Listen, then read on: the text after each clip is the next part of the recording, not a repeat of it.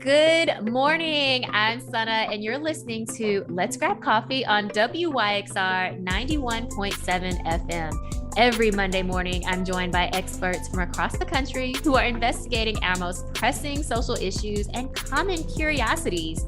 Over the next hour, you'll learn about their inspirations, motivations, and of course, what they know about the world around us. So grab that cup of coffee and get ready for a fun and insightful conversation. Since last month's leaked draft of the Supreme Court's opinion that would strike down Roe v. Wade, debates over reproductive rights have been brought to the forefront. One recurring thread is the role of adoption, specifically adoption as an alternative to abortion.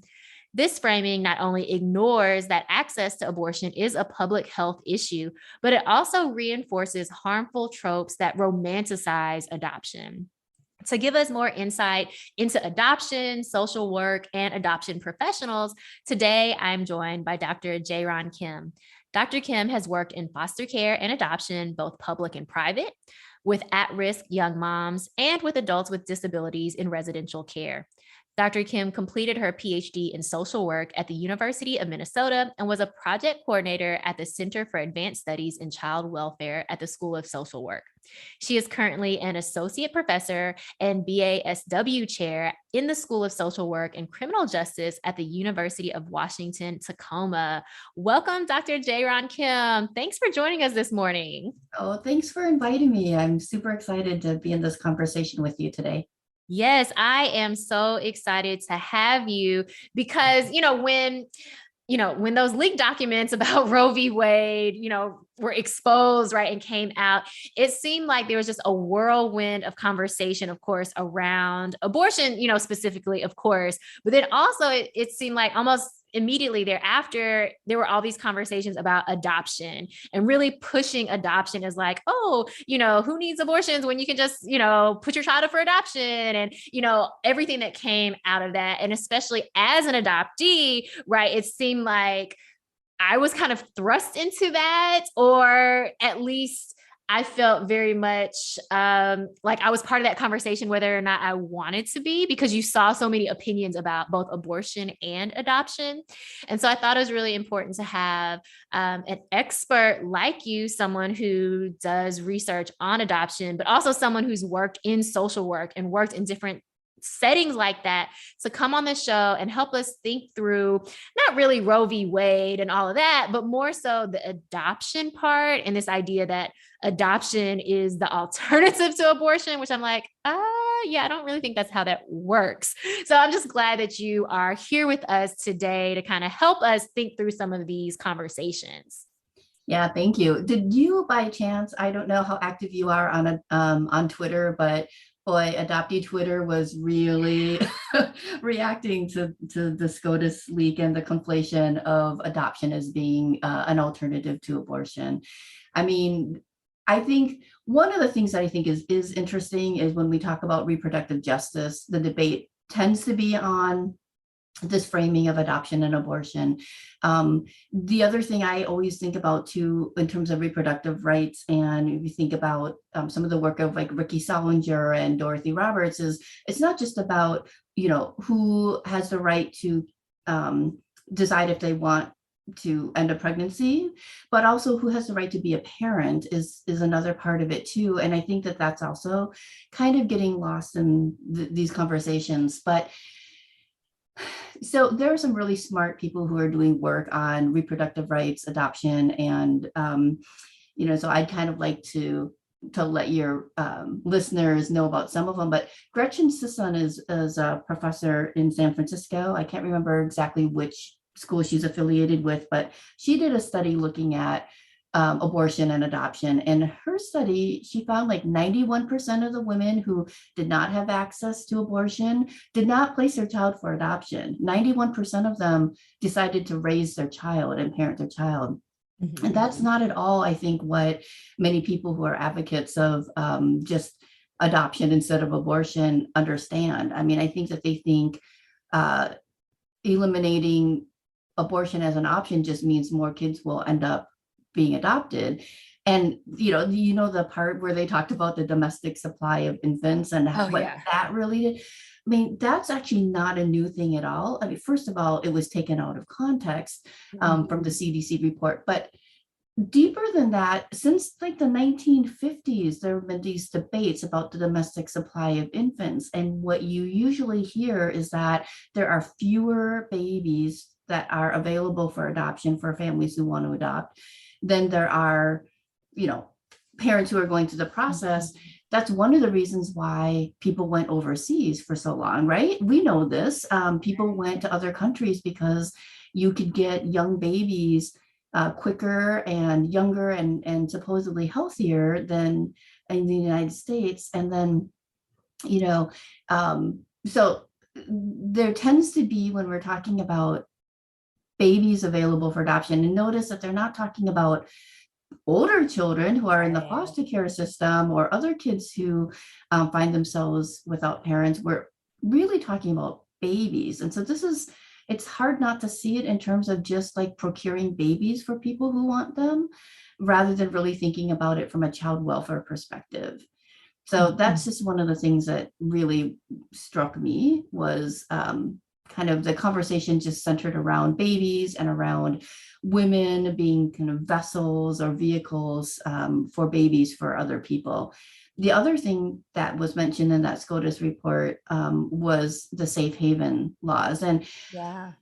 are you familiar with that Korean film, The Baby Box? Yes. Could you tell our listeners a little bit about that film in case they're not familiar with it? Yeah, so there's a Korean pastor who has been advocating for these baby boxes. They're similar to safe haven laws here in the sense that they're literally places where you can abandon an infant. And again, it's the same sort of mythology that if we don't offer safe haven laws or baby boxes for parents to relinquish without any criminalization. And I'm for not criminalizing parents who find themselves in need of wanting to, who feel like they can't parent their child. I think there needs to be ways to address that. But baby boxes and safe havens allow parents to drop their kids off without providing any information about who they are. That's where the lack of repercussion aspect of it comes in. And as adoptees, that means we are left with absolutely zero information about ourselves, no medical histories, no identifying information, nothing. It's such a false binary that the only options are, dropping off babies without any information about who the parents are, or they'll be criminalized. And then oftentimes you'll hear this rhetoric, well, then these are the parents that would leave their kids in dumpsters. And I just don't believe that those are the only two options that parents who are in crisis experience. That these are the two options that they would pursue, safe haven or baby boxes, or they're going to leave their child in a dumpster. I think that means as a society, we need to do a lot more thinking about how we support parents who are in crisis, so that those don't become, the kind of the go-to options. Yeah. I mean, there's so much there. I just want to comment on kind of how you opened, which was, yes, adoptee Twitter was, on fire in all of these conversations. And that's definitely where I saw a lot of adoptees, both one trying to kind of explain, right, why this dichotomy between kind of like abortion or adoption, or, that was an incorrect way to kind of think about some of these issues. But then where I also saw a lot of, adoptees being attacked as well for having opinions that maybe, question if adoption is this happy, win-win-win situation that is often framed as. And kind of to your point about these kind of false binaries, you kind of see that coming through in some of those debates as well. And it's like, yes, I can think critically about adoption, and have a vast array of opinions or insights about it as well. It's not so, cut and dry as people might want it to be.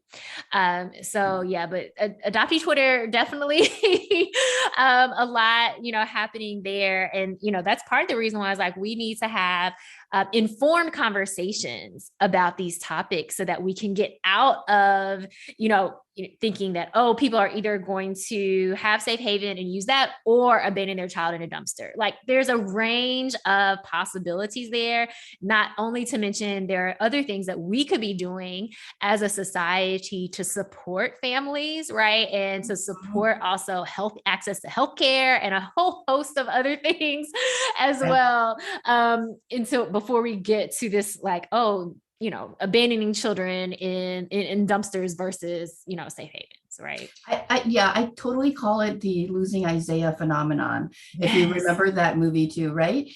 It's just like all the worst stereotypes and myths about, first of all, about women who have addiction, right? And the ways that we frame white women who have addictions, Black women who have addictions.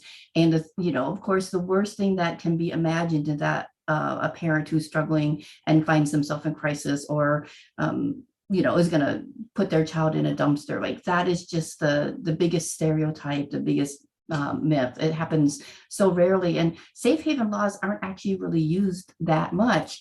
And then there's all these problems, like Nebraska had a safe haven law where their legislation didn't put an end, like how old the child could be. Yeah.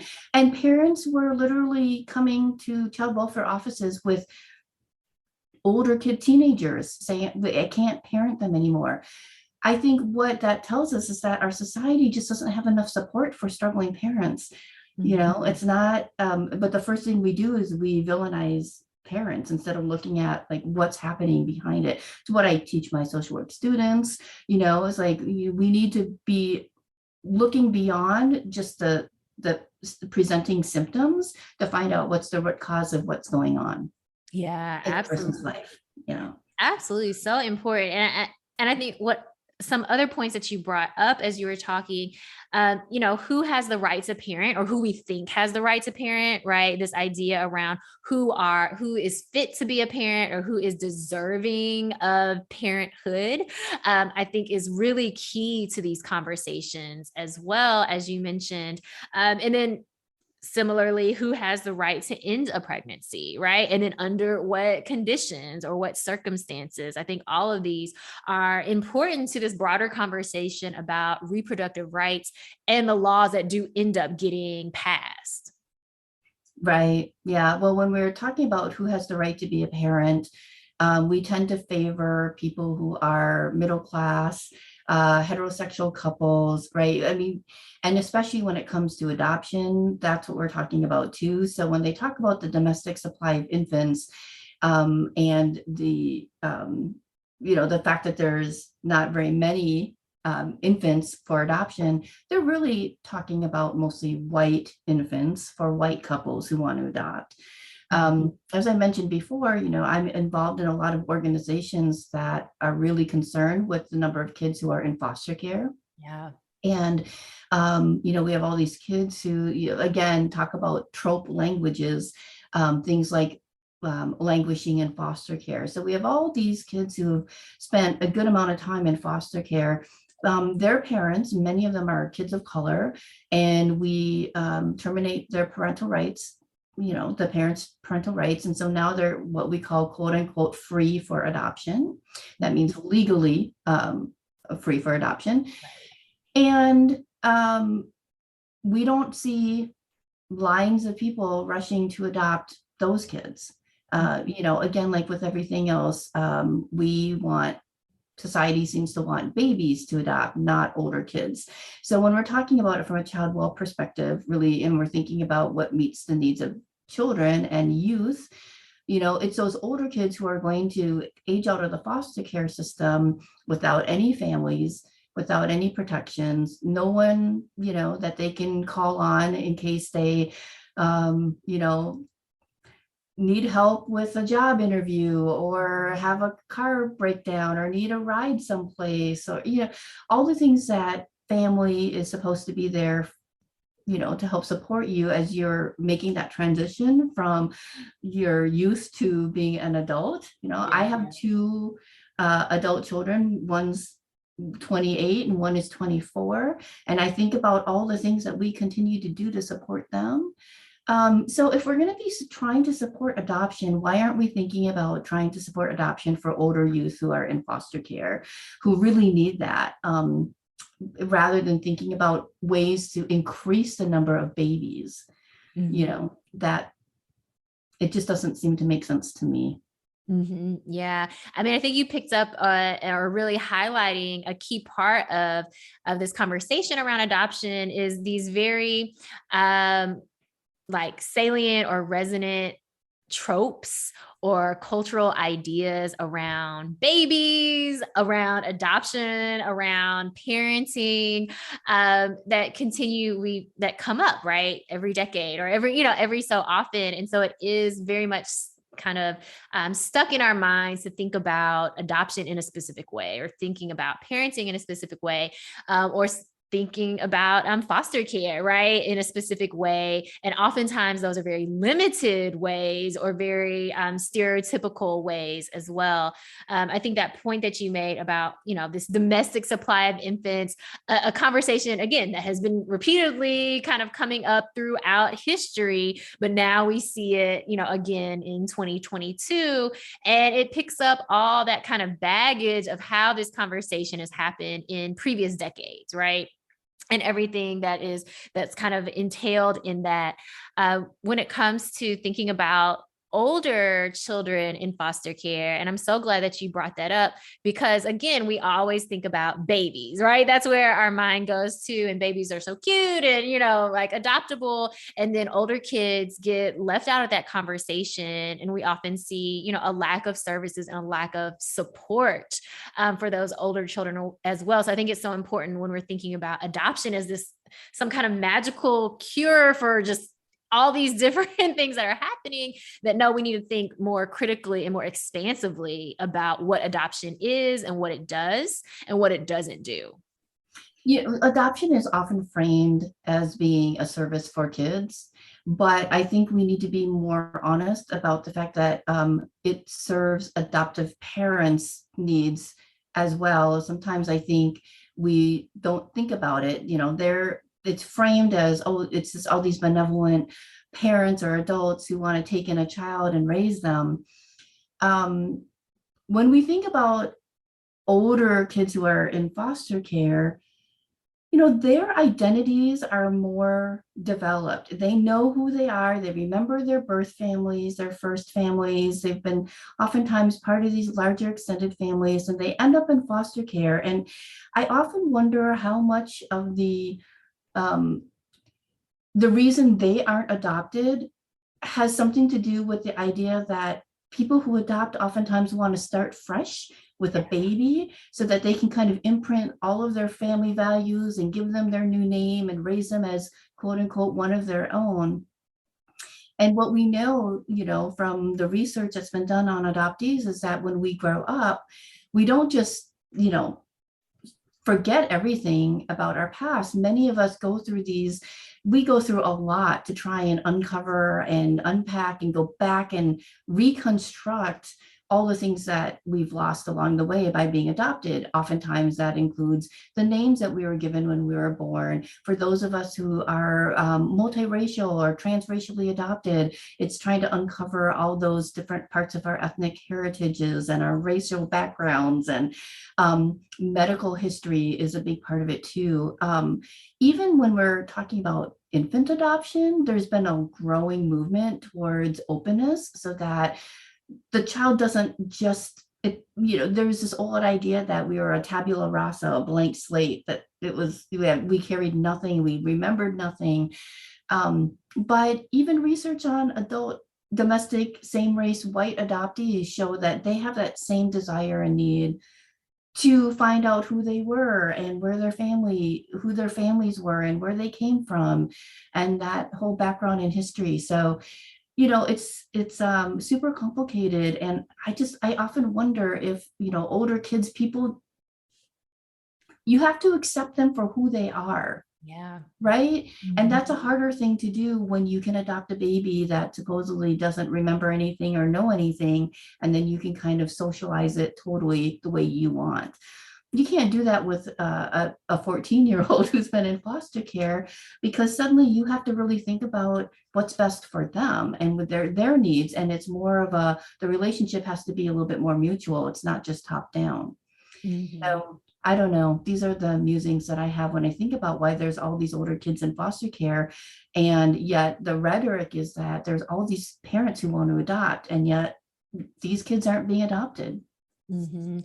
Absolutely. I mean, you bring up so many important points in thinking about just this conversation about adoption, right? And who often gets left out of these conversations. But more importantly, that the way we frame adoption, we think it's about the child, right? And we say it's for, the best interest of the child. But is it really in practice, right? Yeah. And some of the ways that you just mentioned right now, we see that, okay, we're not putting the child at the center of this process, but in fact it is adoptive parents and their desires that really get the attention, and that we kind of shape this whole industry around. And I think that's just something really important, for listeners to think about when it comes to adoption, because it's not just so simple as, parents or families getting babies, right? And babies getting this quote unquote better life, but it is very complex. Well, let's take a quick break. You're listening to Let's Grab Coffee on WYXR 91.7 FM. I'm SunAh, and I'm here with Dr. JaeRan Kim, Associate Professor in the School of Social Work and Criminal Justice at the University of Washington, Tacoma. And we've been talking about adoption and kind of unraveling some of these myths around adoption. And I think it's just so important, especially now, as probably you've been hearing a lot about, adoption or reproductive rights, particularly around abortion. And so, JaeRan, I'm just so glad that you're here with us this morning and really helping us think through, what is adoption? Is it really serving the best interest of children, of families, right? And how we might be thinking about this differently, as, these debates will continue. And especially as we see states starting to enforce very restrictive laws around reproductive rights as well.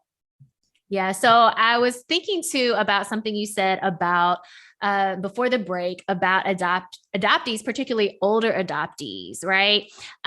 So one, kind of shifting the focus from us kind of with our obsession about babies, right, in this conversation about adoption, but two, thinking about adoption and I think about some of the losses that are inherent in adoption, and we often don't talk about adoption in that way.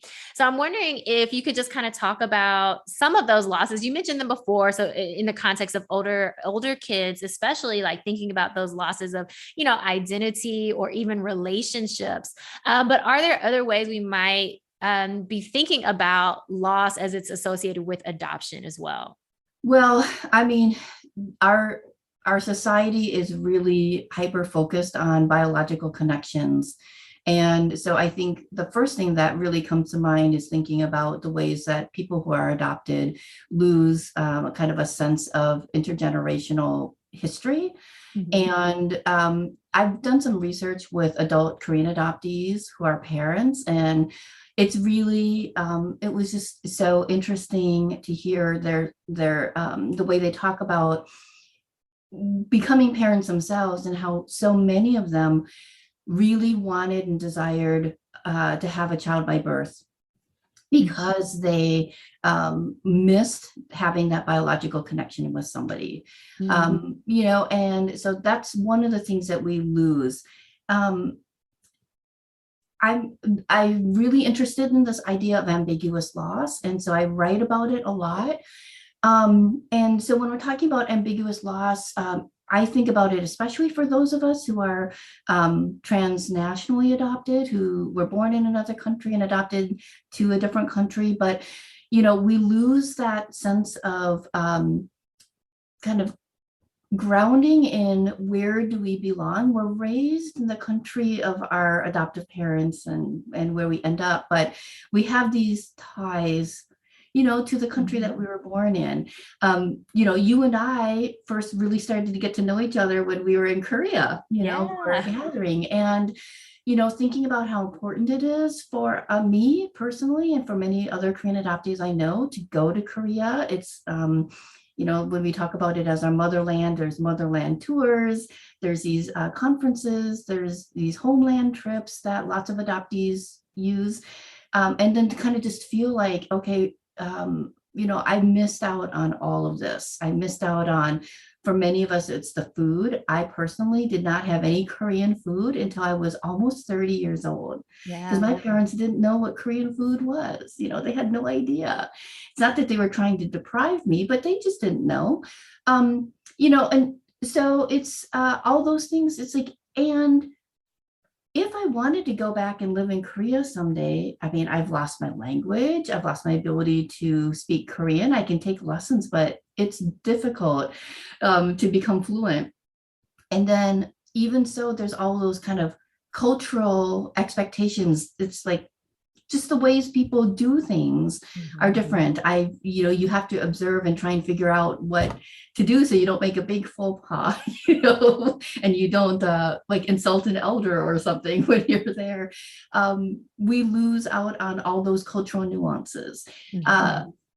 I think just a sense of, knowing where we come from and having some groundedness there is another loss that I think lots of us have. And domestic adoptees experience that too. I have friends, for example, who are adoptees who were born in one state and raised very differently in another state. And like one of my friends was born in Tennessee, but was raised in Washington State.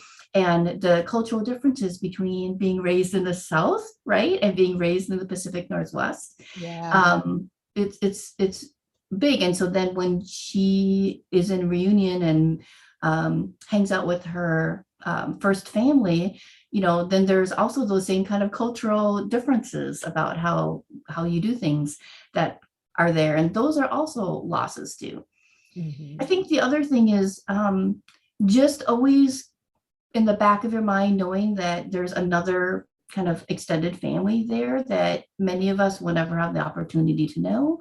So we lose out on just kind of thinking of ourselves in kind of that expansive way. And those are other losses, in addition to things like having our names changed. And, we tend to think really nuclear because that's what our society tends to do when we think about families, is think about the nuclear family. But many of us likely have big, large extended families that we've never had the opportunity to know, and vice versa. Yes. Thank you so much for sharing that, because so much of the conversation around adoption is usually around gain, right? Like a child is gaining a family is gaining a child, right? Or, love, care, all of that. But in adoption, even in, the best case scenario of adoption, right? There's still a lot of loss. And I think for folks, even for folks who aren't adopted, you can think about the way in our society in the United States right now, there's so much emphasis on like a 23andMe or ancestry.com, right? So even just for the non-adopted person, there is a deep desire to kind of go back into your ancestry and find out, who your great, whomever was and what they were doing. So, just thinking about that and imagining for folks who are adopted, who have, less information to even begin that type of search. Oh, I'm so glad you brought up that. Like a lot of people, I watch those shows, those ancestry shows, like Finding Your Roots and things like that. To your point, lots of people are interested in tracing their genetic history and going back and, trying to find out who their ancestors were. And I feel like when adoptees do that work, we're pathologized for it. People get upset like, oh, aren't your adoptive parents enough? Why do you need to go and find out your so-called real parents, in quotation marks, and it's not that. I just think that many of us, most of us, have some kind of primal desire to know where we come from, and adoptees are no different, and we shouldn't be prevented from that. I mean, I didn't even bring up the fact that we have false identities from the get-go, right? Because they redact and they seal our original birth certificates in most states in this country. And many of us who were adopted internationally from other countries have false information on our papers. And so even trying to do that work back is really difficult and challenging because we don't have accurate information, and we're not even allowed to have that information. The state laws prohibit us from having our own birth records if you were born in this country, and that's a huge loss. It just, I mean, I could go on and on about it. I think, every November at Thanksgiving, so there's this whole Surgeon General Thanksgiving. The Thanksgiving dinner table is where you talk about your family health history. And for adoptees, we don't have that. We don't have our health history. So every time we go to the doctor or every time we go to get medical care and they ask us about our family risk and history, we have to say, not available because we don't know if if cancer runs in the family or if heart disease runs in the family, those sorts of things too. So we really are at a disadvantage in even just our own advocating for our own health. Absolutely. And I think for adoptees, that is one of the ways that we often think about first family, right? This health information, right? Just kind of cut and dry. Like I want to know what might be in store for me in the future, or if I decide to have biological children. So even something as simple that most people I think would take for granted about having that information, we typically don't have. And just thinking about this idea of loss, as you mentioned, so much misinformation or fraudulent paperwork. And so as we think about our very human need to feel like we belong somewhere or to feel like we have a sense of self, it is difficult when, something as simple as a birthday might not be accurate. And I'm just thinking about culturally how much emphasis we put on birthdays. And so, right. But some of us don't have that, or we learn later on that what we thought was our birthday wasn't our birthday. And so just thinking about how jarring that could be when what you thought you knew about yourself turns out not to be exactly true. And that's a lot of what happens through adoption, whether it's through sealed birth certificates or, lack of information in other ways. So just something for folks to really be thinking about in these conversations, about adoption. And I'm glad you brought up, that Surgeon General kind of like idea of like, here, talk about this, right? So, or these different cues and holidays or things, right, around family. But also it made me think about, of course, November being National Adoption Awareness Month. So this idea of adoption and this push for adoption is very much a part of our culture as well. You have a whole month. And then if you are, involved in any type of like Christian church, and there's like Orphan Sunday, right? So it's very prominent in our in our lives to think about orphans, right? And adoption through that kind of lens. Yeah, no, for sure. I just think about all the adoptees who, are at their Thanksgiving table during National Adoption Month. Everything is about celebrating and lauding how wonderful adoption is, trying to encourage more families to adopt. And yet, it's also the time when, you realize I don't have any access to my health history. And there's, everything that you just said. Yes, it resonates with me. Right. Yeah. And I was thinking too, because I know you've done a lot of work and you're currently, of course, still doing a lot of work around training of social workers and even thinking about potential adoption professionals. And it made me, and when you were talking earlier about foster care, it made me think about my time working with child protective services. So back to those questions of like, who has the right to parent, right? And who is parenting in the quote unquote right way? And just thinking about how few resources we often have as social workers or case management professionals to really help children and families. Because I'm thinking even, in my work, there was certainly no training around kind of adoption, no training really around like, how do we keep children and families together, right? And do we even have the capacity to offer services that will allow children and families together? Which is what I think the average person doesn't understand. There's a limit to the resources that a state provides to children and families once they come under, the lens or microscope of a child protective services.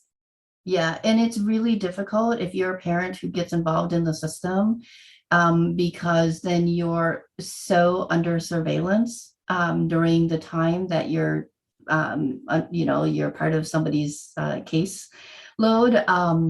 And so I just think about all of us in our, in the days that we're the most stressed and the things that we might do or say, and to know that everything could be marked down in somebody's chart.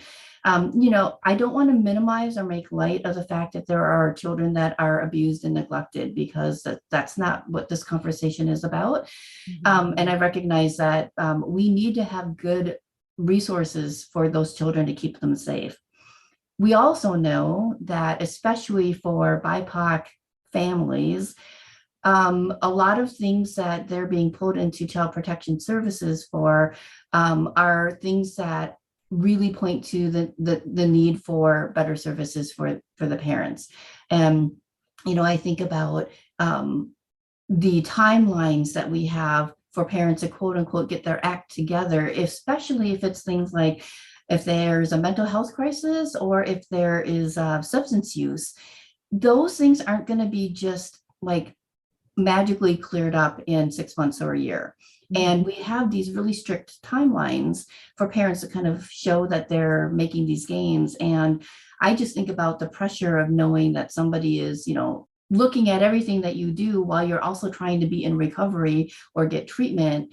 And then all the different times when it's poverty related neglect, right? And also I think a lot about cultural differences. So I think about how certain, especially immigrant families, become, involved in the system because they may do things like let their 8-year-old child take care of younger siblings while they're not at home. And, in the United States, you can't do that, but in other places you can, right? So it's such a complicated thing. But, I think that we need to, and there are movements, just like there's movements to abolish, the police or abolish the criminal justice system. There's movements to abolish the child welfare system as we know it is, as well, because there are just some aspects of it that are failing families. And so as an entity that's supposed to be trying to protect children and families, sometimes in the ways that we protect children, we're actually harming them and we're harming their families. So there definitely needs to be a lot more attention in thinking about, how the system is structured and whether or not reforms can work, or whether or not we do need to think about creating a whole different way of approaching families that are in crisis. Mm-hmm. Absolutely. Absolutely. Well, let's take another short break. You're listening to Let's Grab Coffee on WYXR 91.7 FM. I'm SunAh, and I'm here with Dr. JaeRan Kim, Associate Professor in the School of Social Work and Criminal Justice at the University of Washington, Tacoma.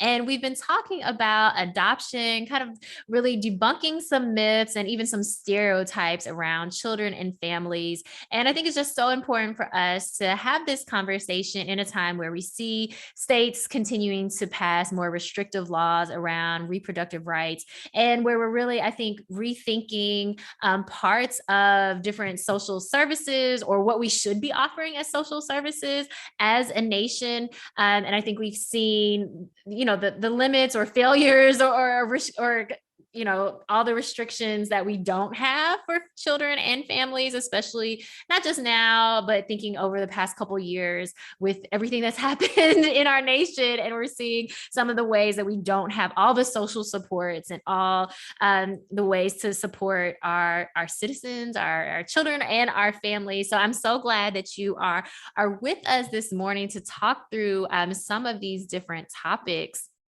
Now, I know we spent a lot of time, of course, talking about some of the myths around adoption, and I really appreciate you sharing a lot of the different losses that are kind of embedded in adoption. Because again, I think, a lot of people just think about adoption as a solution. But it comes with, a lot of other kind of just issues or losses or just things to consider beyond just kind of this feel good Hallmark movie that we often think about with adoption. And I know in a lot of your work, you talk, with adoptees and really understanding kind of their own adoption experiences. And so I'm wondering if you could kind of share with us some of the, I guess, main, or I guess the important aspects of adoption or the ways that adoptees think about their own adoption as well. Yeah, so I'm going to speak mostly from the perspective of transracial adoptees and transnational adoptees. They make up the focus of most of my research. And so in addition to some of the things we've already talked about, a sense of identity, a sense of knowing who they are, having racial mirrors is a really big common theme, for example. So a lot of adoptees of color who are transracially adopted are oftentimes placed in white families who live in predominantly white communities. There's a researcher, an adoptee researcher named Liz Raleigh, who wrote a book, Selling Transracial Adoption. And she also did another study where she actually found that the average Asian adoptee lives in a less diverse place than the average white child in America. Wow. Right? So we're oftentimes raised in areas where there's no other people that look like us. There's no role models. There's no racial mirrors, and so what often happens is as an adult, then the adoptee starts to oftentimes interact with other Asians, for example, or Black adoptees might interact with other Black communities, and we feel like we're an imposter. We feel like we don't belong. We don't understand. We're raised in these shells of whiteness, and so then we just don't know. To me, that's so sad that we grow up and then have to try and figure out how to be part of our own ethnic and racial communities. That's something that I think a lot of white adoptive parents, again, they're not doing it on purpose, but they just don't understand how important that's going to be for us to someday. In general, I would just say that I think adoptive parents tend not to think long-term. They're so kind of immersed in the day-to-day parenting a child that they don't think about the relationships they're going to have with their adopted child in adulthood, right? So again, as a parent myself, I think like one of the things that would be so heartbreaking for me is if my adult children said, I don't want to have a relationship with you. And but I know so many adult adoptees who don't have relationships with their adoptive parents. And I think that's something we just don't talk about very much. I once attended as a professional, a support group for adoptive parents whose adopted children don't talk to them anymore. It was a support group for them because they didn't understand why their adult adopted kids won't talk to them anymore. So it's a phenomenon that we just don't talk about. I just think, it'd be great if we would help adoptive parents and if adoption professionals would help parents think long-term and not just about when they're little kids or even when they're teenagers, but really think about the whole life. Because, we adoptees, we like to say, adoption is a lifelong journey. Yeah. We're dealing with being adopted our whole lives. It doesn't end at any point, even when we leave our adoptive family home. Many of us, still have some relationships with our adoptive parents or adoptive family, extended family, but I'm always surprised at the number of adoptees who don't have relationships with them or whose adoptive parents said, we don't want a relationship with you and kick them out of the house or place them into some treatment or something where they can just kind of, forget about them. There's more adoption displacement and disillusion than I think society realizes. We see some of these big media stories, but it happens more than we know. Yeah, I'm glad that you brought that up because, unfortunately, I think for most folks, they kind of they're informed about adoption through these big stories, right? Through these sensationalized stories, or through kind of like childhood stories, Disney movies, etc., that have an orphan usually right at the center of their storyline. And I'm thinking about superheroes that are orphaned, and I'm thinking about Harry Potter, so it Every is child's film ever. exactly. So I mean, it is kind of part of our culture to think about orphans, right? And so that's kind of again how we filter our understanding of what it means to be adopted, or what adoption might look like, or who adoptive parents are, or even in the cases where, again, very highly publicized cases of where adoptive parents relinquish or transfer custody, or terminate their parental rights. That's kind of what we see. But like you mentioned, there's a lot more to it. And it's also more common than we might know or be willing to accept. And so I know some of your research looks at adoption discontinuity. And could you just kind of explain some of the ways that might happen, and kind of what you see as some of the trends or themes within that?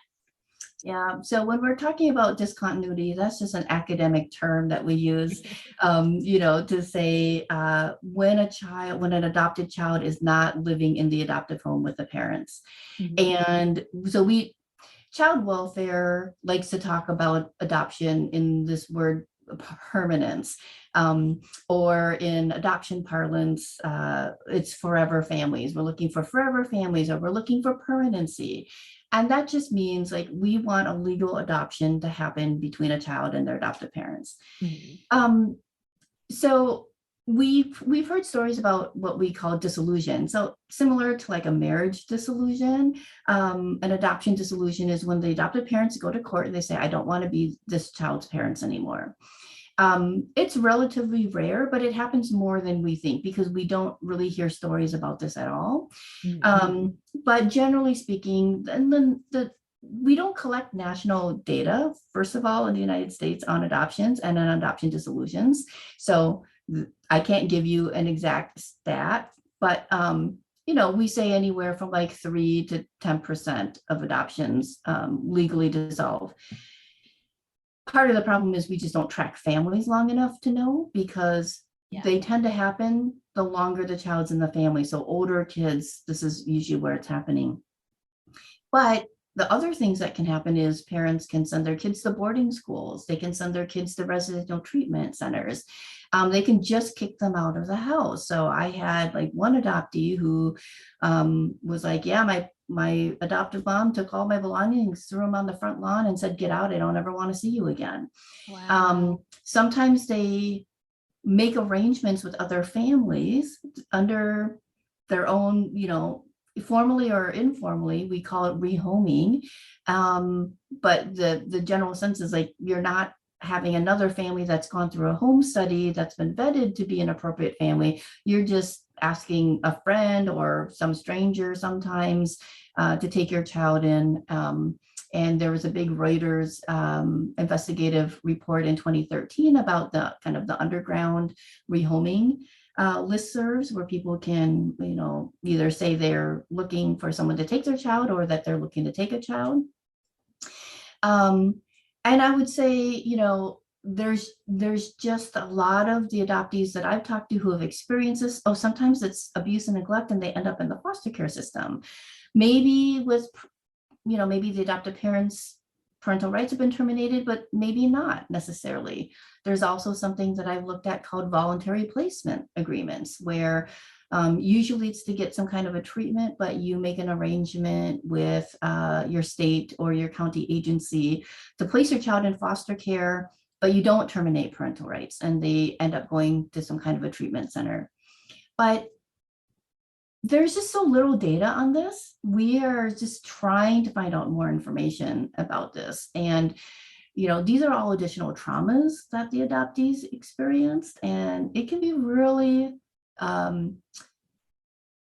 devastating to them, and when this happens to them while they're still children. And then when they become, so I talk to them when they become adults, in my research, and kind of ask what the implications are, and it affects their ability to have relationships, you know, friendships or intimate relationships with others, feeling like they can ever feel settled, like they have a place where they belong. So it can have pretty devastating impacts on adoptees when they experience this kind of displacement. And we almost never hear about, this. Mm-hmm.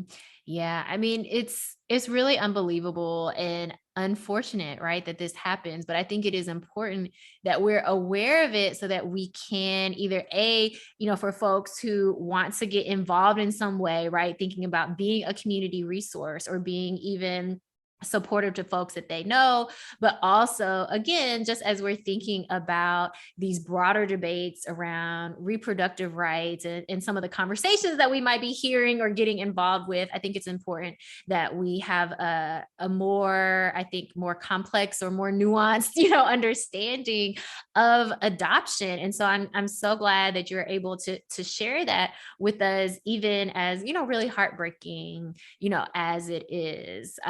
I mean, I think we just don't have a good language to talk about this because adoption is so much focused on this, forever family. It's, a win-win-win and, all these kind of feel-good stories.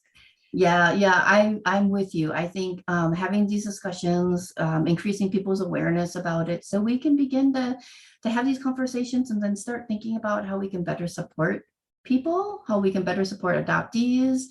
And through supporting adoptees, we need to figure out how we can better support adoptive parents too. And yeah. There's so much. There is definitely so much, but thank you so much for, kind of giving us a little bit for us to kind of think about, as, we think about adoption, but as we think about families more broadly as well. So thank you so much for being here with us this morning. I really appreciate this conversation and for you taking the time. Thank you. Thank you again to Dr. JaeRan Kim for joining us this morning and really, I think, giving us a lot to think about as it pertains to adoption and maybe even helping us think through adoption in new and different ways outside of, just thinking about babies and families, right? But thinking about adoption in all of its complexity. Thank you so much for being here this morning. This has been Let's Grab Coffee on WYXR 91.7 FM. And remember, you can always listen to the replays of any of the shows on WYXR.org. And of course, subscribe to Let's Grab Coffee on Apple, Spotify, or wherever you stream podcasts. Well, for today's positive note, I want to leave you with this quote that says, "You can't go back and change the beginning, but you can start where you are and change the ending." Oh, I love that so much. Well, this has been Let's Grab Coffee. I'm here every Monday morning, and I hope that you will join me again next Monday morning as well.